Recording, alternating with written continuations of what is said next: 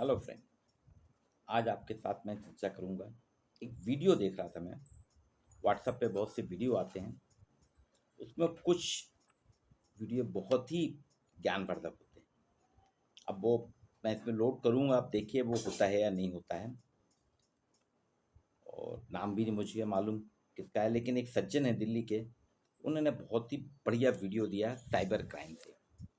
देखिए, जैसे जैसे टेक्नोलॉजी बढ़ रही है, टेक्नोलॉजी के खतरे भी बढ़ रहे हैं। साइबर अपराध computer network, internet, computer, mobile, इन सब से जुड़ा हुआ अपराध है। हमारे यहाँ 2022 और 23 में अंतर देखिए कितना हुआ, तेजी से बढ़ा है। 24% की वृद्धि हुई है। क्राइम इन इंडिया की रिपोर्ट के अनुसार 2023 में 65,813 केसेस दर्ज हुए हैं। ये एक शहर की बात कर रहा है, दिल्ली की। और साइबर क्राइम जो है, साइबर अपराधी जो हैं साइबर क्राइम के, जो आपका पैसा निकाल लेते हैं, आपको किसी बहकावे में ले आते हैं, आपकी ज़मीन जायदाद ले लेते हैं, किसी भी प्रकार से फ्रॉड कर लेते हैं, वित्तीय संसाधनों में आपके टाका डालते हैं। इस तरीके से डालते हैं, आपको समझ में ही नहीं आता। और इसको करने वाले जो पाए गए हैं, आपको जानकर आश्चर्य होगा। कोई मेट्रो सिटी नहीं, मेगा सिटी नहीं, स्मार्ट सिटी नहीं, छोटे से गांव, झारखंड का एक जामताड़ा गांव है एक्चुअल में। वहाँ नेटवर्क भी नहीं रहता, पेड़ों पे चढ़ के वो इसको करते हैं, आपसे बात करते हैं और काम पर डालते हैं। हरियाणा का मेवात है। इसी तरह राजस्थान में भी एकाध छोटे से गाँव में घटनाएं पकड़ी गई हैं। देखिए, cyberbullying, cyberstalking, cyber grooming, सेक्सटिज्म, सिम घोटाला, ये सब तो हम सुनते थे। आज मैंने जो सुना, वीडियो देखा, सज्जन थे दिल्ली, उन्होंने बताया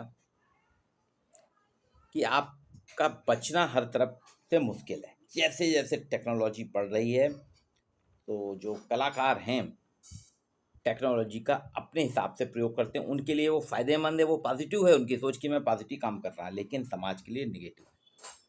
सरकार भी कह रही है, बैंकिंग संस्थान भी कह रहे हैं, हमारे प्रधानमंत्री जी भी कह रहे हैं। उनके आह्वान पे आज वर्ल्ड में सबसे ज़्यादा जो मोबाइल बैंकिंग है इंडिया में हो रही है।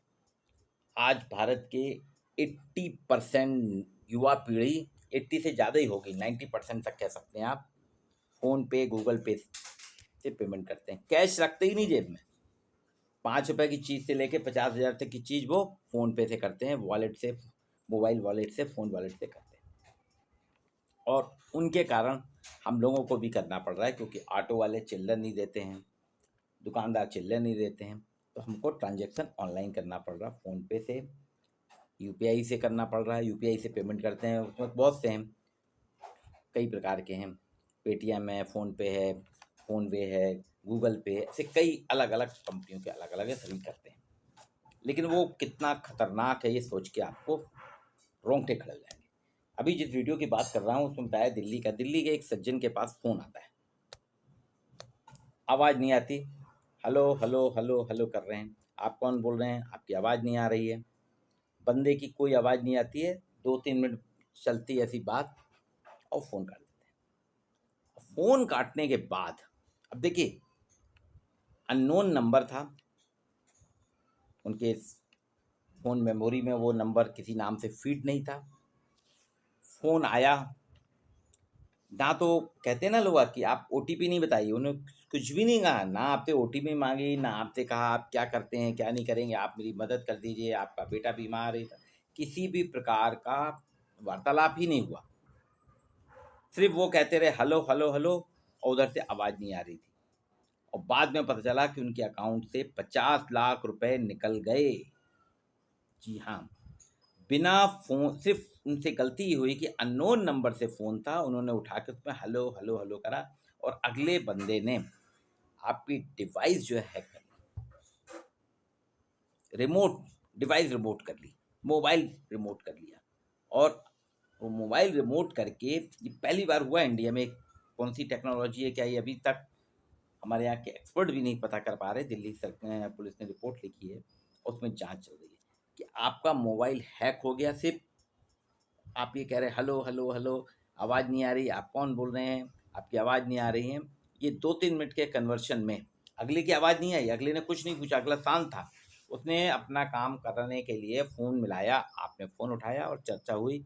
उधर उसने रिमोट कर लिया, आपका फ़ोन रिमोट करके, जिसको उनकी भाषा में अलग अलग है, और सज्जन के अकाउंट से 50 लाख निकल गए। उसमें उन्होंने कहा भी मैं वीडियो डालूंगा उनका भी। अब देखिए वो इसको यूट्यूब लेता है कि नहीं लेता है किसी दूसरे को, पर मेरे को नाम नहीं मालूम इसलिए मैं उनका नाम नहीं जानकारी, पर उनका वीडियो आया उसमें उन्होंने बहुत कुछ बताया है, उसी को कोट करके मैं दे रहा हूँ। ये हम सबके लिए अलार्मिंग है। आपके फ़ोन में जितने भी नाम हैं, अगर उस नंबर से नाम से आता है फ़ोन, और जनरली आपको आवाज़ भी अपने परिचितों की लगती है, तो आप बात करिए। अगर नंबर है अननोन, पहली बात अननोन नंबर को आप फ़ोन ही मत उठाइए। आप कहेंगे कि कोई अर्जेंट कॉल था, भाई अगर जिसको अर्जेंट कॉल होगा तो कहीं ना कहीं से आपको टेक्स्ट मैसेज भेज देगा, व्हाट्सएप भेज देगा, मैसेंजर भेज देगा, जानकारी आप तक पहुंच जाएगी। लेकिन अगर आपने फ़ोन उठाया और बंदे ने वही दिल्ली वाली घटनाक्रम करा, आवाज़ नहीं, बात नहीं करी, और आप सिर्फ बात कर रहे हैं, आपका अकाउंट भी खाली हो सकता है। क्योंकि हर किसी के अकाउंट में सैलरी आती है, बैंक में पैसा रखता है, घर में कोई पैसा नहीं रखता, और फ़ोन पे, मोबाइल पे, पेटीएम से जो यूपीआई कर रहे हैं, यूपीआई के लिए आजकल हम पैसा निकालते ही नहीं, ना कार्ड से पेमेंट करते हैं ना निकालते हैं, यूपीआई कर देते हैं। ये खतरनाक गेम है।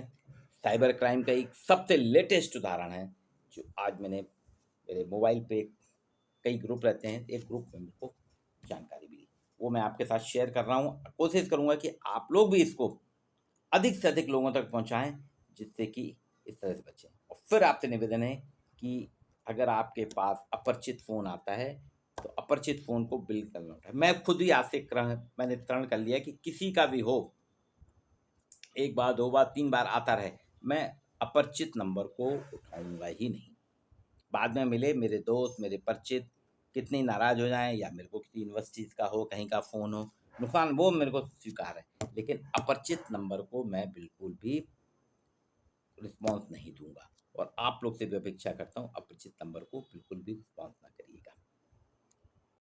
जब भी कोई क्राइम होता है, हम में से कई लोग ये पूछते हैं कि इसमें नया क्या है, ये तो फला फला के साथ भी हुआ था। लेकिन इस वीडियो में मैं आपको जो क्राइम बताने जा रहा हूं, उसे सुनकर आपके कान खड़े हो जाएंगे, क्योंकि आपने अभी तक ये तो सुना था कि फोन पर किसी से ओटीपी शेयर मत करना, लेकिन ये जो अपराध अब हो रहा है, खासकर राजधानी दिल्ली में हुआ है एक शख्स के साथ, और उनके अकाउंट से करीब करीब 50 लाख रुपए चले गए। जानते हैं उनकी गलती क्या थी? उनकी गलती सिर्फ वो थी जो आप भी शायद रोजाना करते होंगे। उन्हें एक नंबर से कॉल आया, उन्होंने वो कॉल उठा लिया, वहां से कोई आवाज नहीं आई, इधर से ये हेलो हेलो कर रहे थे, और चंद सेकंड के अंदर उनके अकाउंट से 50 लाख रुपया चला गया। यह बिल्कुल नई तरह का अपराध है। अभी तक पुलिस इसके बारे में पता नहीं कर पाई है कि कौन सी टेक्नोलॉजी इस्तेमाल की गई है, लेकिन ऐसा लगता है कि जिस शख्स ने इन्हें फोन किया उसके पास इनके फोन का रिमोट एक्सेस आ गया था, और जब तक ये हलो हलो कर रहे थे, इधर से कोई आवाज जा नहीं रही थी, उतनी ही देर में, क्योंकि उस शख्स के पास इनके फोन का रिमोट एक्सेस था, उसका काम हो गया। इसके बारे में पता किया जा रहा है। कुछ लोगों ने मुझ तक ये शिकायतें पहुंचाई हैं और ये रिक्वेस्ट की थी कि हम अपने प्लेटफॉर्म पर इसके बारे में बात करें। दोस्तों, अब ये पुरानी बात हो चुकी है कि अपना ओटीपी शेयर मत करना। आपको ठगने वाले अब एक कदम आगे निकल चुके हैं। ऐसे में आपको भी तैयारी पक्की करनी होगी। पहली बात तो यह है कि अगर अनजाने नंबर से फोन आ रहा है, कोशिश कीजिए मत उठाइए। किसको अगर जरूरी आपसे काम होगा तो आपको एसएमएस कर लेगा, नहीं तो आजकल व्हाट्सएप या टेलीग्राम तो सबके फोन में होता है, वहां से कोई मैसेज आ जाएगा। क्योंकि आप नहीं जानते कि आपको आ रही ये जो मिस्ड कॉल है, जिसको आप उठाएंगे और उधर से आवाज नहीं आएगी, उतनी देर में आपके फोन से क्या कुछ हो चुका होगा। क्योंकि आपके हाथ में जो फोन है, ये फोन नहीं, असल में आपके दिल की धड़कन है। क्योंकि आपका बैंक अकाउंट से लेकर आप किससे मिलते हैं, कहाँ जाते हैं, कहाँ खाते हैं, क्या खरीदते हैं, क्या पहनते ओढ़ते हैं, किससे क्या बातें चल रही हैं, सब कुछ इस फोन को पता है। और सोचिए किसी ने अगर इसका रिमोट एक्सेस ले लिया तो वो आपके साथ क्या क्या कर सकता है। और बहुत सारे लोग तो आजकल पेटीएम और गूगल पे वगैरह जो ई वॉलेट्स हैं उनको भी यूज करते हैं। आप सोचिए कि उन तक भी एक्सेस हो सकता है उस व्यक्ति का।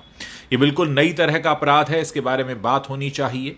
ये जो फोन जिसे हम अपने हाथ में लिए घूमते हैं, जिससे ऐसा लगता था कुछ समय पहले तक कि हम फोन रखते हैं, अब ऐसा लगने लगा है कि फोन ने हमें रखा हुआ है, क्योंकि इसके बिना हम रह नहीं सकते। ये जहां चार्जिंग पे लगता है हम भी उसके आसपास मंडरा रहे होते हैं, क्योंकि इसके पास हमारी वो जानकारी है जो शायद कई बार हमारे लाइफ पार्टनर और हमारे माता पिता को भी नहीं होती। उतना कुछ जानता है ये फोन। और सोचिए इसकी एक्सेस अगर किसी और को लग गई तो क्या होगा। इस समय पिछले कुछ समय के दौरान बहुत तेजी से साइबर अटैक्स के मामले बढ़े हैं। 2022 में एक रिपोर्ट प्रकाशित हुई थी जो ये बताती है कि इस दुनिया में हर 40वें सेकंड में कहीं ना कोई साइबर अटैक हो रहा होता है। और इनमें से 94% साइबर अटैक्स ऐसे हैं जो ईमेल के जरिए होते हैं। और इस दुनिया की 64% कंपनीज ऐसी हैं जिनमें कभी ना कभी साइबर अटैक तो हुआ ही है। पिछले दिनों राजधानी दिल्ली के एम्स हॉस्पिटल के सर्वर पर भी अटैक हुआ था, जहां से बहुत सारे वीवीआईपीस का डेटा चोरी हो गया था, जिसकी तादाद करीब 4 करोड़ के आसपास बताई जाती है। यानी इस तरह के अटैक्स जो हो रहे हैं वो कहीं ना कहीं हमें अंदर से खोखला कर रहे हैं। हमें उनके लिए तैयार भी होना होगा। हमारी जो सुरक्षा और जांच एजेंसीज हैं उनको खुद भी स्मार्ट बनना होगा, उनसे ज़्यादा स्मार्ट जो कि किसी गांव या कहीं पर बैठकर इस क्राइम को करते हैं। नेटफ्लिक्स पर जामतारा हमने देखा था, उस वक्त हमको पता चला कि किस तरह से इस तरह के अपराध को अंजाम दिया जाता है। ऐसे में ज़रूरत इस बात की है कि इसके बारे में बात हो, क्योंकि जब तक बात नहीं होगी, हम सचेत नहीं होंगे। इस वीडियो को ज़्यादा से ज़्यादा लोगों तक पहुँचाइए, उनको बताइए कि आपके फ़ोन पर आ रही मिस कॉल भी आपका खाता खाली कर सकती है।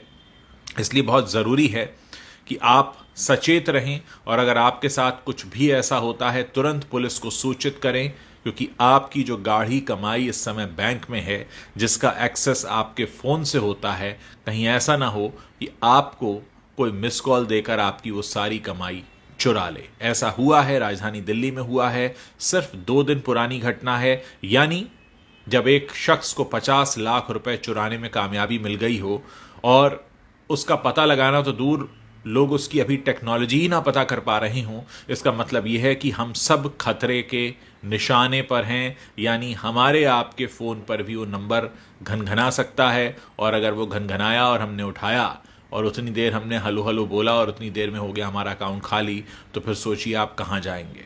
पुलिस एक कोशिश कर सकती है, लेकिन तब तक आपकी गाढ़ी कमाई जा चुकी होगी। इसलिए सचेत रहिए, इस वीडियो के बारे में बात करिए, लोगों को बताइए। अभी तो हमें पहला काम ये करना है कि लोगों को बताना है ऐसा हो रहा है। बहुत सारे लोग इस बात को नहीं जानते हैं, और मेरा जो प्लेटफॉर्म है इसका इस्तेमाल मैं इसलिए करना चाहता हूं ताकि ज़्यादा से ज़्यादा लोगों तक ये बात पहुंचाऊं। इस वीडियो को शेयर कीजिए, लोगों को बताइए कि ऐसा भी हो रहा है। अब वो OTP शेयर मत करना वाली बातें हो चुकी हैं पुरानी, अब सब समझदार हो चुके हैं। इसलिए इस तरह का गुनाह और अपराध करने वालों ने नया तरीका निकाल लिया है। इस नए तरीके से फिलहाल बचने का उपाय जो मुझे समझ में आता है वो यही है।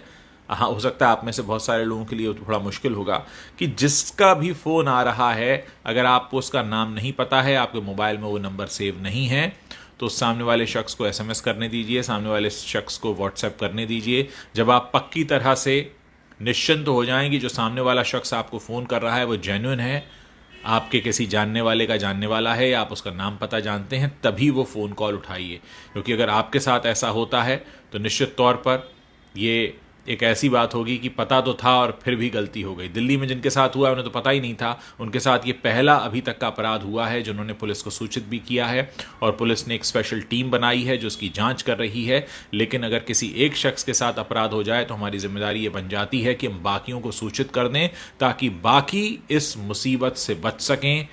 समाचार जो प्लेटफॉर्म्स होते हैं, या मेरा भी सोशल मीडिया प्लेटफॉर्म है, उनका काम सबसे पहला यही होता है कि लोगों को चेतावनी देना, बताना कुछ नया हो रहा है, आप उससे कैसे बच सकते हैं। जब जानकारी ही नहीं होगी तो बचाव कैसे होगा। पहला स्टेप हम ले चुके हैं, जानकारी ले चुके हैं, अब जानकारी को फैलाना है, लोगों को बताना है, ताकि ज़्यादा से ज़्यादा लोगों को हम सुरक्षित कर पाएं। आप अपने घर में लोगों को भी बता सकते हैं कि इस तरह से आ रहे किसी भी नंबर को न उठाएं। मेरे बहुत सारे दर्शक हैं जिन्होंने मुझे स्क्रीनशॉट्स भी भेजे हैं। उन नंबर्स को शेयर करने का फ़ायदा इसलिए नहीं है क्योंकि ये नंबर चेंज हो जाते हैं, क्योंकि जो अपराध करने वाला शख्स है वो भी जानता है कि एक बार नंबर पब्लिक हो गया तो उसके बाद उसे नंबर बदलना पड़ेगा। इसलिए इस बात से कोई फ़र्क नहीं पड़ता कि वो नंबर कौन सा है। अगर आपके फ़ोन में वो सेव नहीं है और आपको कुछ गड़बड़ लगता है तो मत उठाइए, सामने वाले को SMS भेजने दीजिए, अपना नाम पता बताने दीजिए। जब आप पूरी तरह से आश्वस्त हो जाएंगे कि आप उसे जानते हैं और वो कोई चोर उचक्का नहीं है, वो आपके साथ कुछ गलत नहीं कर सकता है, तभी आप उसके फ़ोन को उठाएं और उठाकर उससे बात करें। उम्मीद है बात आपको समझ में आई होगी और आप जल्दी से जल्दी और ज़्यादा से ज़्यादा संख्या में इस वीडियो को शेयर करेंगे, ज़्यादा से ज़्यादा लोगों तक पहुंचाएंगे ताकि हम सबको बचा सकें।